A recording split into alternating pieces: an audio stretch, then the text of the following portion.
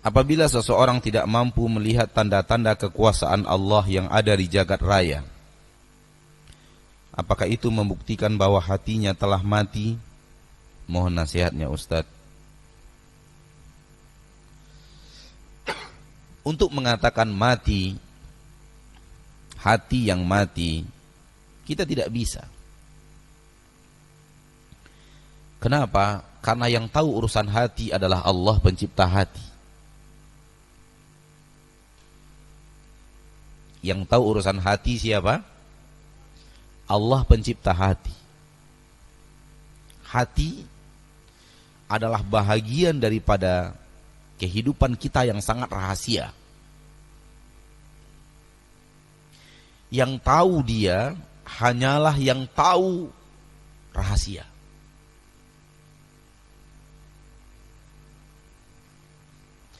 Hati adalah bahagian daripada hidup kita yang tak nampak. Dan yang tahu ini adalah yang tahu sesuatu yang tak kelihatan. Adapun kita yang hanya melihat yang nampak-nampak, tak bisa melihat yang tak nampak, tak berhak untuk mengklaim apa yang tidak nampak itu. Dari hal ini dilarang kita untuk memastikan keadaan hati seseorang. Di dalam syariat kita yang mulia, kita dilarang menebak apa yang terjadi di hati orang. Nggak boleh. Karena kita tidak memiliki kemampuan untuk itu. Hadis Usamah bin Zaid radhiyallahu anhuma wa ardahuma adalah pondasi utama dalam bahasan ini. Nyata. Bahkan ada tanda-tanda dan indikasi Rasul tidak terima. Kita semua tahu hadis Usamah bin Zaid. Ketika dia berperang, lalu dia duel dengan seorang musyrik kafir. Dia ingin membunuh orang musyrik itu ingin membunuh dia. Sampai akhirnya orang kafir itu kalah.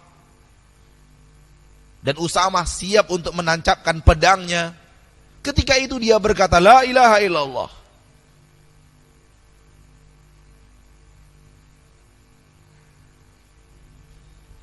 Apa yang terjadi pada Usamah? Akan terjadi pada semua orang yang mengalami keadaan itu dan kasus yang sama. Ini orang tidak serius dalam la ilaha illallah. Tadi dia membunuh saya. Dia ingin membunuh saya. Cuman keduluan kalah dia dalam strategi berkelahi dan berduel, dia KO. Dan saatnya pedang akan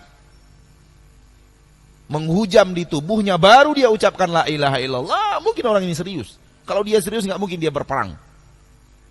Dan itu yang terjadi pada diri Usamah bin Zaid. Menebak hati orang ini tak serius. Dan kalau kita yang berada di posisi yang sama, kita akan mengalami hal yang sama. Dan dengan alasan itu Usamah tetap menjalankan aksi jihadnya dan membunuh orang kafir itu. Tanda-tanda bahwa dia tidak serius, tanda-tanda bahwa dia mengucapkan itu hanya ingin menyelamatkan diri sudah ada, sudah nampak dengan jelas. Namun ketika mengadu kepada Rasul, Rasul marah. Sallallahu alaihi wasallam.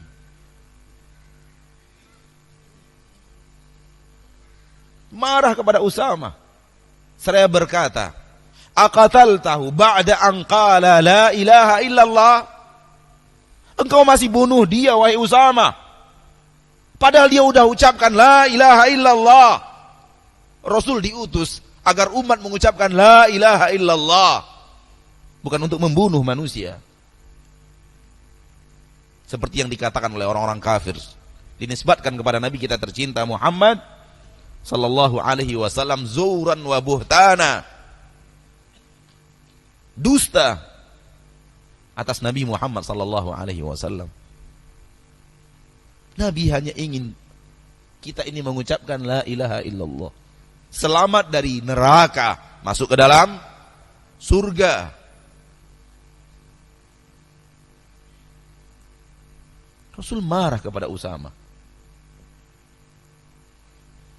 Usama ketika dimarahi menyebutkan alasan. Ya Rasulullah, innama qalahu tiqa'a. Wahai Rasulullah, dia akan mengucapkannya hanya untuk membentengi dirinya supaya saya tidak bunuh dia. Terlihat dari zahirnya. Rasul tidak terima. Rasul berkata, hal syaqaqta qalbah? Apakah engkau belah dadanya sehingga engkau tahu apa isi hati dada itu? Engkau masuk ke dalam hatinya dan melihat apa yang ada di dalam hati itu. Mampu kamu melakukannya, wahai Usama? Betapa seringnya kita sekarang menebak isi hati saudara kita.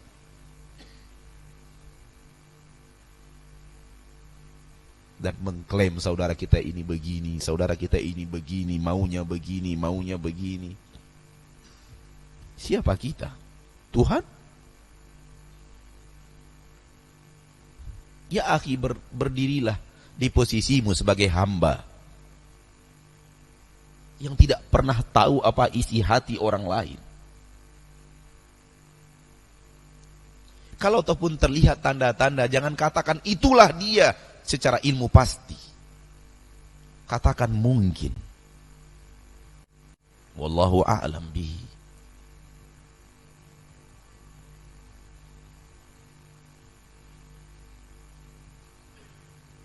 Rasul tidak terima. Karena tidak boleh. Tidak bolehnya manusia menebak apa isi hati orang lain. Hati itu hubungannya langsung kepada Allah.